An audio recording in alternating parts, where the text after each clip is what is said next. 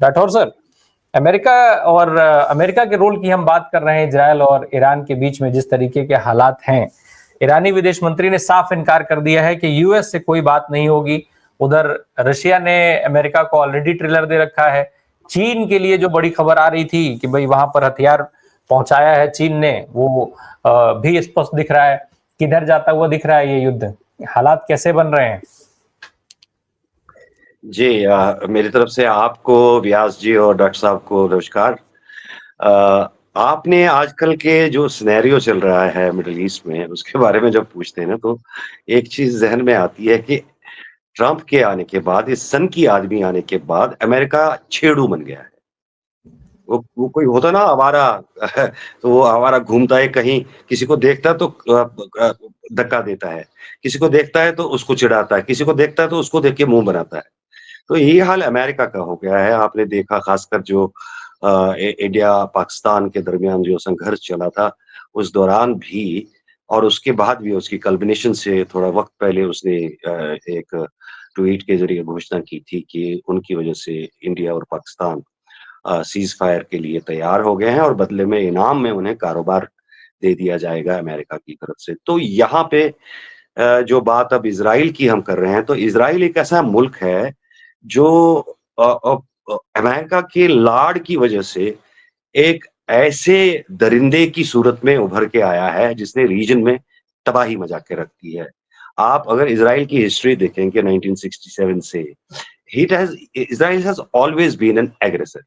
वो एग्रेसर किस तरह बन गया और उसका एग्रेशन क्यों चलता है? बिकॉज़ उसके पीछे अमेरिका है, अमेरिका का हर तरह का साथ है, अमेरिका पैसे देता है, अमेरिका हथियार देता है, अमेरिका मॉरल सपोर्ट देता है, अमेरिका इंटरनेशनल पे पॉलिटिकल सपोर्ट देता है, जिसकी वजह से इज़राइल एक ऐसे फ्रैंकेस्टाइन की तरह तैयार हो गया है, जो अमेरिकन इंटरेस्ट्स की रीजन में सेफगार्डिंग करते-करते एक फ्रैंकेस्टाइन की सूरत इख्तियार कर गया है और आम लफ्ज़ों में देखा जाए तो अक्सर इसे अमेरिका ने रीजन में अपने इंटरेस्ट के लिए ही इस्तेमाल किया है।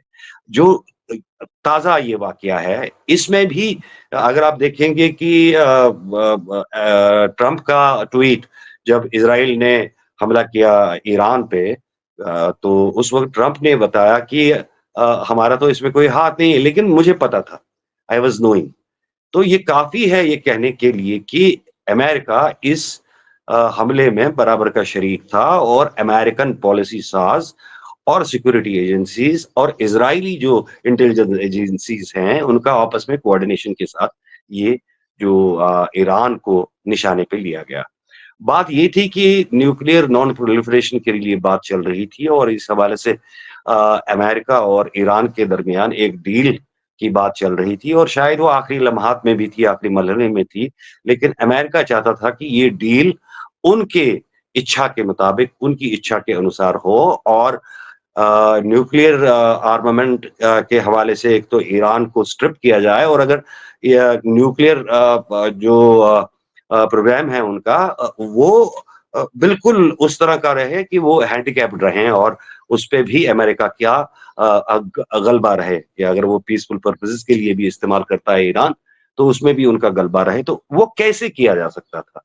उसके लिए अमेरिका के ज़हन में ये आया कि अपने पिछड़ेपन को इस्तेमाल करके ईरान पे हमला कराया जाए, तो ईरान घुटने पे आके इज़राइल की माइट जो उन्होंने दिखाई है निहत्थे लोगों पे, बच्चों पे, बूढ़ों पे, बुज़ुर्गों पे, लाचारों पे, गरीबों पे, जिनको कोई मतलब सहारा नहीं था गज़ा में, ये साल ड डेढ़ साल उन्होंने जो हाल किया है, उसकी बिना पर इज़राइल समझ बैठा था और अमेरिका भी समझ बैठा था कि हर जगह उनको वैसा ही रिस्पॉन्स मिलेगा। बट जब से ईरान पे सैंक्शंस लागू हो गई हैं, तब से अ, शायद ईरान ये चीज़ छुपाने में कामयाब हो गया है कि वो किस तरह की प्लानिंग करता था कि मुमकिन हमले, उर्दू में एक लफ्ज़ होता है मुमकिना, पॉसिबल।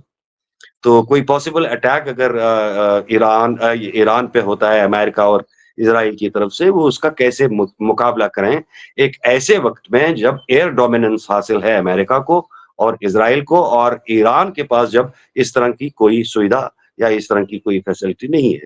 तो उन्होंने तैयारियाँ की थी और जब वो जवाब देने पे आए, तो उसको सही मानों में कहा जा सकता है, जिसे हम कहते हैं ना मुँह तोड़ जवाब दिया जाएगा।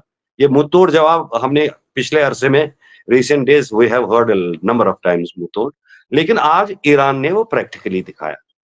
अब अमेरिका इस मकमसे में है, इस दुविधा में है कि अगर मैं इन्वॉल्व हो गया तो शायद मेरा भी हाल वैसा ही ना हो। पता नहीं ईरान ने और क्या-क्या चीज़ें छुपा के रखी हैं और ईरान भी इस वक़्त ये बावर कराने में कामयाब हो गया है कि there is lot yet to show.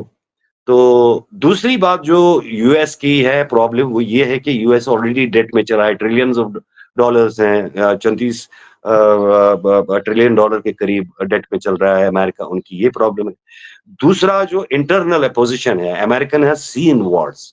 उन्होंने वियतनाम की जंग देखी है, उन्होंने अफ़गानिस्तान की जंग देखी है, उन्होंने इराक की जंग देखी है और उन्होंने आज तक वहाँ से जो बॉडी बैग्स अमेरिकन सोल्जर्स के रिसीव किए हैं, इस बार वो नहीं चाहते हैं कि अमेरिका ऐसे किसी कॉन्फ्लिक्ट में और वो भी इज़राइल के लिए।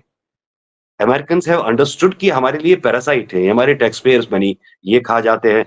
हमारे जो अपने लोग हैं वो सड़कों पे पड़े हुए हैं, वो होमलेस हैं उनको कोई गारंटी नहीं है उनके पास कोई सुविधा नहीं है। अमेरिका डेट में चला जा रहा है और हमारे टैक्स पेयर्स के पैसे कहाँ जा रहे हैं? वो इज़राइली के ऐश के लिए जा रहे हैं और इज़राइली ऐश कर रहे हैं और साथ में उनको सिर्फ़ इतना करना है कि अड़ोस-पड़ोस के देशों को मतलब दबा के रखना है, उनको डरा के रखना है। दिस टाइम अ जो हिस्ट्री है वो उलट गई और अब लेने के देने पड़ गए हैं और अमेरिका इसलिए बहुत फूँक के कदम उठा रहा है। लेकिन इस बीच में सबसे बड़े जो अचंभे में हैं और शॉक में हैं, वो हैं इज़राइलीज़।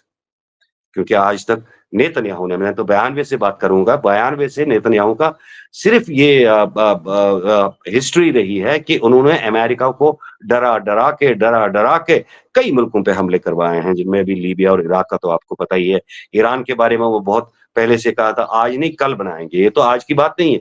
ये तकरीबन पिछले 32-30 साल से नेतन्याहू कहता आ रहा है कि आज नहीं कल ईरान के पास एटम बम होगा। लेकिन आज आप देखते हैं कि ये जो अमेरिकन सेक्रेटरी ऑफ स्टेट हैं चाहे ट्रम्प उनको कितना कंट्राडिक्ट करे लेकिन ट्रम्प जैसे पागल सभी नहीं हैं।